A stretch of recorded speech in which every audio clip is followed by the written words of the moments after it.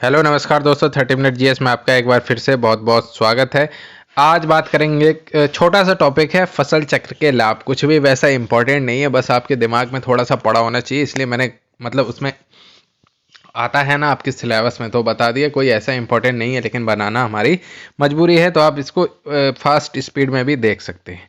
तो चलिए बात करते हैं फसल चक्र। हम पहले भी बता चुके क्या है। एक ऐसी प्रणाली है जिसमें फसलों को इस क्रम में बोया जाता है कि मृदा की उर्वरा शक्ति बनी रहे और मैक्सिमम लाभ हमें प्राप्त हो। ठीक है। फसल चक्र को अपनाने का उद्देश्य उपलब्ध प्राकृतिक संसाधनों का उपयुक्त उपयोग करके उससे मैक्सिमम फसल उत्पादन यानी कि मैक्सिमम लाभ प्राप्त करना होता है। ठीक है। फसल चक्र क्या है? किसी खेत में फसलों को अदल बदल कर यानी कि हेर फेर करके बोना फसल चक्र कहलाता है। और ऐसा करने से क्या होता है? मृदा की उर्वरा शक्ति बनी रहती है और पैदावार अच्छी होती है। उर्वरा शक्ति कैसे बनी रहती है? यानी कि कुछ फसलें होती हैं जो जिनकी जड़ों में कुछ बैक्टीरिया पाए जाते हैं जो नाइट्रोजन को संश्लेषित करते हैं, तो उससे क्या होगा? आने वाली फसल को लाभ होता है। और कुछ फसलें ऐसी होंगी जिन्हें कम पानी चाहिए होगा, कुछ फसलें ऐसी होंगी जिन्हें ज़्यादा पानी चाहिए होगा। अगर ज़्यादा ही ज़्यादा पानी वाली फसलें एक साथ बो दोगे तो कृषि में या खेती में नमी की कमी हो जाएगी, कुछ पोषक तत्वों की कमी हो जाएगी। तो इस तरह से हमें फसलें बदल बदल कर बोनी चाहिए। फसल चक्र की परिभाषा, तो किसी एक खेत के एक निश्चित समय में उसकी मृदा उर्वरता को बनाए रखते हुए उगाए जाने वाली फसलों के क्रम को फसल चक्र कहते हैं। ये तीसरी बार आ रही परिभाषा आपको। फसल चक्र कितने प्रकार का होता है? तो किसी क्षेत्र की भूमि, जलवायु और वातावरणीय कारकों के आधार पर कई प्रकार के फसल चक्र अपनाए जाते हैं। और एक अच्छे फसल चक्र को अपनाकर किसान अपनी भूमि से अधिक आर्थिक लाभ प्राप्त कर सकता है और भूमि की उर्वरता भी बनी रहती है। फसल चक्र के मुख्यतः 3 प्रकार के होते हैं। एक वर्षीय फसल चक्र अगर बात करें तो मक्का और गेहूं का चलता है, मक्का गेहूं। और द्विवर्षीय फसल चक्र की बात करें तो ज्वार, बरसीम, धान, चना। इसके अतिरिक्त फसलों के आधार पर भी फसल चक्र को वर्गीकृत किया जाता है। उदाहरण के तौर पर खरीफ की फसलों में अपनाए जाने वाले फसल चक्र और रबी की फसलों में अपनाए जाने वाले फसल चक्र। एक वर्षीय फसल में मक्का गेहूं हो गया, और 2 वर्षीय फसल चक्र में यानी कि जो फसल चक्र 2 वर्ष चलता है, ये जो है ना फसलें, ये द्विवर्षीय नहीं है। ज्वार, बरसीम, धान, चना, तो ये फसल चक्र इन चारों फसलों का 2 वर्ष चलता है, वो है ज्वार, बरसीम, धान, चना। ठीक है। तो एक उत्तम फसल चक्र के क्या सिद्धांत होने चाहिए, ये इंपॉर्टेंट है। उथली जड़ वाली फसलों के बाद हमेशा गहरी जड़ वाली फसलों को उगाना चाहिए, और अधिक खाद की आवश्यकता वाली फसलों के बाद कम खाद की आवश्यकता वाली फसलों को उगाना चाहिए। प्रमुख सिद्धांत ये हैं। इसके अलावा अधिक जल की आवश्यकता वाली फसलों के बाद कम जल की आवश्यकता वाली फसलों को उगाया जाना चाहिए, यानी कि जिसकी अधिकता हो उसकी अगले में कमी करनी है बस। फलीदार फसलों के बाद अफलीदार फसलों को उगाया जाना चाहिए। कृषि संसाधनों का क्षमतापूर्वक ढंग से दोहन करना चाहिए। भूमि कटाव से प्रभावित क्षेत्रों में फसल चक्र में आच्छादित फसलों का समावेश होना चाहिए। फसल चक्र का लाभ क्या है? उर्वरा शक्ति बनी रहती है, सबसे बड़ा लाभ यही है। और अन्य लाभ की बात करें तो किसी क्षेत्र के प्रति इकाई क्षेत्रफल में एक निश्चित समय में होने वाले उत्पादन में वृद्धि हो जाती है। किसी क्षेत्र पर उपलब्ध संसाधनों का अधिकतम उपयोग हो जाता है, अच्छी इफिशियंसी से उपयोग हो जाता है। और विभिन्न फसलों का कार्यक्रम निश्चित हो जाने से इंपॉर्टेंट है, उसके लिए आवश्यक बीज, खरपतवारनाशी आदि का उचित समय के अनुसार प्रयोग किया जा सकता है। और गवर्नमेंट भी उनकी सप्लाई आराम से कर सकती है कि कौन सी फसल बोई जा रही है, तो लगभग कितने टन या कितने हजार टन की जरूरत पड़ेगी उर्वरकों की, उसकी भी पूर्ति की जा सकती है। फसल चक्र में गहरी तथा कम गहरी जड़ वाली फसलों के सम्मिलित होने के कारण भूमि की ऊपरी सतह तथा नीचे की सतह से पोषक तत्वों का फसल द्वारा उचित एवं तेजी से अवशोषण होता है। यानी कि मान लो एक बार गहरी जड़ वाली आपने फसल बो दी तो पोषक तत्व नीचे से निकाल लिए उस पौधे ने। अगले बार भी आपने गहरी जड़ वाली अगर फसल बो दोगे तो उसको बेचारे को नीचे मिलेगा ही क्या? कुछ नहीं। इसलिए अगली बार आपको क्या करेंगे, दूसरी फसल कम गहरी वाली तो वो ऊपर से पोषक तत्व तो लेगी, तो पर्याप्त मात्रा में दोनों फसलों को पोषक तत्व तो मिल जाएंगी। अब आप कहेंगे फिर अगली बार क्या होगा, तो अगली बार ये होगा जो ऊपर हम लोग खाद डाल रहे हैं वो धीरे धीरे रिस रिस के फिर नीचे पहुंचेगी। इस तरह से एक फसल चक्र चलता रहता है। एक फसल चक्र को अपनाने से मृदा क्षरण में कमी आती है, क्योंकि फसल चक्र में आच्छादन फसलों को सम्मिलित किया जाता है और कृषक को वर्ष भर कार्य करने का भी अवसर मिलता है। नहीं तो प्रच्छन्न बेरोजगारी, एक आप इकोनॉमिक्स में पढ़ेंगे तो समझ जाएंगे, प्रच्छन्न बेरोजगारी की समस्या भी उत्पन्न हो जाएगी। फसल चक्र के 4 लाभ: मृदा की उर्वरा शक्ति में वृद्धि होती है, मृदा के भौतिक रासायनिक जैविक गुणों में सुधार होता है। सघन फसल चक्रों को अपनाने से भूमि में ह्यूमस की मात्रा में वृद्धि होती है। उचित फसल चक्र को अपनाने से भूमि में पनपने वाली विभिन्न बीमारियों के प्रभाव में भी कमी आती है और फसल चक्र अपनाने से कीटों तथा खरपतवारों पर भी नियंत्रण हो जाता है। परंतु वर्तमान समय में अब क्या हो गया, जनसंख्या बढ़ रही है तो सघन कृषि कार्यक्रम को अपनाना आवश्यक हो गया है और सघन कृषि कार्यक्रम को अपनाने से फसल चक्र की अवहेलना यानी कि अब उसको कम माना जाता है। उदाहरण के लिए किसी एक वर्षीय फसल में एक धान एक दलहन वर्ग की फसल का समावेश होना चाहिए, परंतु आजकल धान की फसल जिसमें दोनों धान फसलों को ही अपनाया जाता है, यानी कि रो फसल, धान कटा फिर धान, क्योंकि हमें चाहिए धान, क्यों, पेट भरना है, आबादी इतनी बढ़ गई है। और ऐसा खाद उर्वरक सिंचाई खरपतवार नियंत्रण और पादप सुरक्षा उपायों द्वारा ही संभव हो सका है। मतलब ये क्यों हो पा रहा है संभव, क्योंकि देखो ऐसा होता है कुछ फसलों में गर्मी में कीड़े लगते हैं, कुछ फसलों में सर्दी में कीड़े लगते हैं, तो फसल चक्र उस हिसाब से अपनाया जाता है कि कीड़े ना लगें। जब नहीं लगेंगे तभी, और तापमान नमी आदि भी कारक होते हैं। लेकिन अब उर्वरक सिंचाई खरपतवार नियंत्रक ऐसे हो गए हैं कि हम लोग द्विवर्षीय 2 रो फसल कर सकते हैं, यानी कि एक ही फसल साल में 2 बार भी कर सकते हैं। पर्याप्त मात्रा में भूमि में पोषक तत्वों की पूर्ति खाद एवं उर्वरकों के द्वारा कर दी जाती है। साथ ही साथ अन्य विकसित कृषि तकनीकों के अपनाने से भरपूर उपज प्राप्त हो जाती है। इसलिए फसल चक्र के जो परंपरागत सिद्धांत थे अब उनको उतना महत्व नहीं दिया जाता है। इसी प्रकार बहुत से फसल चक्रों में हरी खाद या परती को सम्मिलित किया जाता था, परंतु आजकल इनके स्थान पर धान्य फसलें उगाई जाती हैं और इन फसलों को उगाने के लिए खाद पदार्थों की आपूर्ति किसान स्वयं करने के लिए तत्पर रहता है, यानी कि खाद वगैरह डालता है। इस प्रकार फसल चक्र की मूल धारणा अब समाप्त होती दिखाई जा रही है, परंतु स्थायी कृषि विकास के लिए अब परंपरागत कृषि विधियों एवं फसल चक्र के मूल सिद्धांतों को अपनाना आवश्यक हो गया है।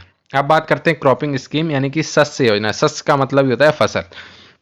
तो शस्य योजना के अंतर्गत फसलों का चुनाव कर उनका फसल चक्र तैयार किया जाता है और उनके आधार पर अन्य शस्य योजनाओं का निर्धारण किया जाता है। शस्य योजनाओं को विभिन्न फैक्टर्स जैसे कि जलवायु, मिट्टी, बीज, खाद, उर्वरक, कीटों, बीमारियों पर नियंत्रण, सिंचाई, श्रमिक, कृषि यंत्र, यातायात सुविधाएं, औद्योगिक स्थानों से दूरी आदि कारक भी प्रभावित करते हैं। शस्य योजना की परिभाषा समझ लीजिए। किसी प्रक्षेत्र पर एक निश्चित प्रक्षेत्र मतलब खेत समझिए आप, किसी प्रक्षेत्र पर एक निश्चित अवधि के लिए भूमि की उर्वरता शक्ति को बनाए रखकर अधिक उपज प्राप्त करने के लिए फसलों को उगाने का एक संयुक्त कार्यक्रम शस्य योजना यानी कि क्रॉपिंग स्कीम कहलाती है। आदर्श शस्य योजना के गुण क्या होते हैं? Features of ideal cropping scheme. तो यदि कुछ क्षेत्रों में फसल चक्र अपनाया जा रहा है तो उनका क्षेत्रफल भी समान होना चाहिए। शस्य योजना में लिए गए खेतों की संख्या फसल चक्र के कुल वर्षों में समय के बराबर होनी चाहिए। ठीक है। और शस्य योजना उत्पाद की आपूर्ति स्थल तथा मात्रा को ध्यान में रखकर बनाई जानी चाहिए। ठीक है। क्षेत्रफल समान होना चाहिए, जहां पर फसल चक्र अपनाया जा रहा है, यानी कि जिस पे रबी की फसल है उसी पे खरीफ की फसल होनी चाहिए उतने ही एरिया में। ठीक है। और खेतों की संख्या फसल चक्र के कुल वर्षों में समय के बराबर होनी चाहिए, यानी बराबर समय दिया जाना चाहिए। और शस्य योजना उत्पाद की आपूर्ति स्थल और मात्रा, यानी कि आपूर्ति और मात्रा के हिसाब से, मार्केट के हिसाब से ये योजना बनाई जानी चाहिए। फसल चक्र को प्रभावित करने वाले प्रमुख कारक या फैक्टर्स की बात कर लेते हैं। तो जलवायु, मृदीय कारक, प्रबंधीय कारक यानी मैनेजमेंट, आर्थिक कारक व विपणन सुविधाएं या फिर मार्केटिंग की सुविधाओं पर भी ये निर्भर करता है। फसल चक्र को प्रभावित करने वाले कारकों को विस्तार पूर्वक थोड़ा सा पढ़ लेते हैं। जलवायु संबंधी कारक यानी कि क्षेत्र के दिन में प्रतिदिन के अधिकतम व न्यूनतम तापमान पर, क्षेत्र के वर्षा की मात्रा पर, वर्ष के विभिन्न मौसमों में उसका वितरण यानी कि कब वर्षा होती है, प्रकाश अवधि यानी कि कितने दिन वहाँ पर धूप पड़ती है, हवाएं, ओलावृष्टि, पाला, कोहरा, ओस आदि कारक हैं जो फसलों की छांट एवं फसल चक्र के निर्माण को प्रभावित करते हैं। यानी कौन सी फसल बोई जाएगी जिन पे इन सब चीज़ें, जैसे मान लीजिए कहीं पर ओला पड़ता है तो वहाँ पर कौन सी फसल उगाई जाए कि नुकसान ना हो, जिसके बीज ना गिरे, या कहीं पर पाला पड़ता है तो कौन सी फसल उगाई जाए जिस पर पाले का फर्क ना पड़े। जैसे गेहूं की फसल है, पाले का उतना फर्क नहीं पड़ता है, कोयरे का नहीं पड़ता है, और कुछ फसलें ऐसी होंगी जिन पर कोयरे का फर्क पड़ेगा। तो इन सब चीज़ों को देखते हुए ही डिसाइड करते हैं फसल चक्र। मृदीय कारक यानी कि मिट्टी की किस्म कैसी, उसकी संरचना कैसी है, चिकनी है, बलुई है, दोमट है, अम्लीय है, लवड़ी है, मृदा की गहराई मतलब कितनी गहराई तक है या उथली है, उत्पादन क्षमता कितनी है, ढाल कितना है, अपर्दन कितना है, समुद्र तल से ऊंचाई कितनी है, मृदा में ह्यूमस की मात्रा कितनी है, जलमग्नता कितनी है, नमी कितनी है आदि को देखकर ही फसल चक्र का निर्माण करना चाहिए। इसके अलावा मैनेजमेंट फैक्टर की बात करें तो किस समय मशीन और यंत्र उपलब्ध हैं, सिंचाई के साधन या सिंचाई उपलब्ध है, बीज उर्वरक, पादपों की सुरक्षा की उपलब्धता, श्रम शक्ति आदि भी आवश्यक हैं जिन पर फसल चक्र का निर्माण निर्भर करता है। यानी इन फैक्टर को ध्यान में रख के ही फसल चक्र बनाना चाहिए। आर्थिक कारक और विपणन सुविधाएं यानी कि बाजार में फसल की मांग भी है कि नहीं, कि ऐसे ही बो दे रहे हैं, उसका मूल्य, उसके भंडारण की भी सुविधा होनी चाहिए, उसकी खपत कितनी है, नगर या शहर से दूरी कितनी है, और बाजारों तक उत्पाद पहुंचाने की सुविधा आदि ऐसे कारक हैं जो फसलों के चयन और फसल चक्र पर प्रभाव डालते हैं। जैसे मक्के की फसल अगर शहर के पास होती है तो बहुत आराम से उसको कैश क्रॉप की तरह बेचा जाता है, बहुत फायदा होता है। तो इन सब चीज़ों को ध्यान में रखते हुए फसल चक्र अपनाया जाता है। ठीक है। उत्तम फसल चक्र की विशेषताएं पहले भी बता चुके हैं। प्रति इकाई क्षेत्रफल में मैक्सिमम आपको आर्थिक लाभ मिलेगा, और कृषि प्रक्षेत्र पर उपलब्ध कृषि श्रमिकों के कार्य का उचित प्रकार से वितरण रहता है, क्योंकि हमें पता रहता है कब कौन सी फसल उगाई जाएगी, कब काटी जाएगी, कब निराई होगी, कब गुड़ाई होगी। एक अच्छे फसल चक्र से उन्हें वर्ष भर रोजगार उपलब्ध रहता है, और भूमि की किस्म, धरातल, उसके प्रयोग को ध्यान में रखकर फसलों का समावेश करना चाहिए, यही उसकी मुख्य विशेषता होती है। और फसल चक्र में इम्पोर्टेंट है दलहनी फसलों को शामिल करना चाहिए, क्योंकि इससे भूमि में नाइट्रोजन और ह्यूमस की वृद्धि होती है।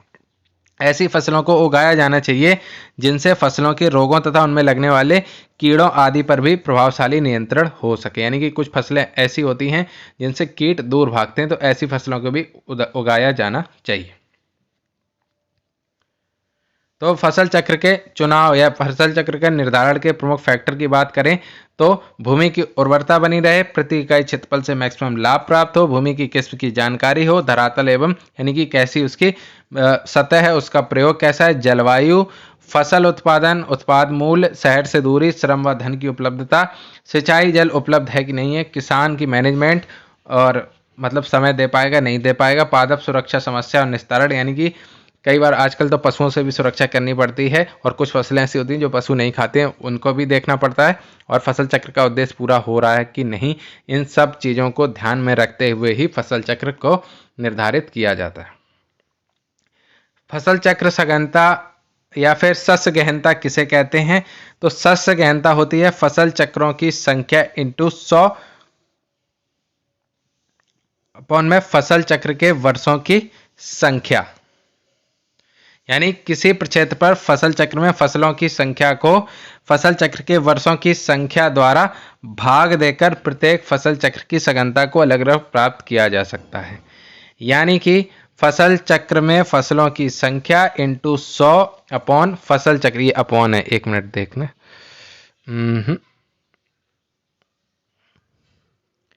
ये नीचे है बटे में, ठीक है, ये बटे में है फसल चक्र के, और ये एक साथ है फसल चक्र में फसलों की संख्या गुणे 100 अपॉन फसल चक्र के वर्षों की संख्या। ये याद रखना, ये अपॉन में है, सॉरी थोड़ा सा चेंज है, ये इंटू 100 अपॉन में फसल चक्र के वर्षों की संख्या, ये है। यानी कि फसल चक्र सघनता इक्वल टू फसल चक्र में फसलों की संख्या इंटू 100 अपॉन में फसल चक्र के वर्षों की संख्या। उदाहरण के लिए यानी कि मान लीजिए आपको फसल चक्र सघनता निकालनी है। सीधे सीधे मोटी बुद्धि लगाओ कि एक बार में एक खेत में 2 फसलें होती हैं, ठीक है, एक वर्ष में 2 फसलें होती हैं। तो फसल चक्र सघनता या उसी को बोलते हैं शस्य गहनता, वो क्या होगी? तो 2 फसलें हो गई तो फसल चक्रों की संख्या 2 हो गई, इंटू 100 हो गया यानी कि 200। और फसल चक्र के वर्षों की संख्या हमने क्या कहा, एक वर्ष में 2 फसलें हुई हैं तो कितनी हो गई? 2 इंटू 100 अपॉन में 1 यानी कि 200% शस्य गहनता हो गई। और यदि 3 फसलें होंगी एक वर्ष में तो 3 गुणे 100 अपॉन 1 यानी कि 300% शस्य गहनता हो गई। और यदि एक ही फसल हुई तो फसल चक्र कितना हो गया? फसल चक्र ही नहीं हुआ, एक ही फसल हुई तो 1 गुणे 100 अपॉन कितने वर्ष में? एक वर्ष में, तो 100 हो गई शस्य गहनता। बस सिंपल सा इस तरह से हम करते हैं।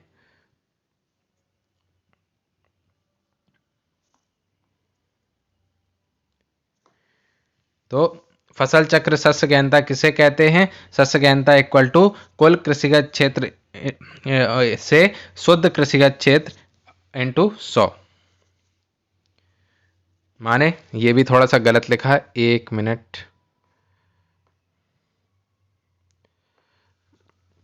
शस्य गहनता होता है कुल कृषिगत क्षेत्र अपॉन में शुद्ध कृषिगत क्षेत्र, ये अपॉन है और ये 100 यहाँ नहीं होगा, कुल कृषिगत क्षेत्र इंटू 100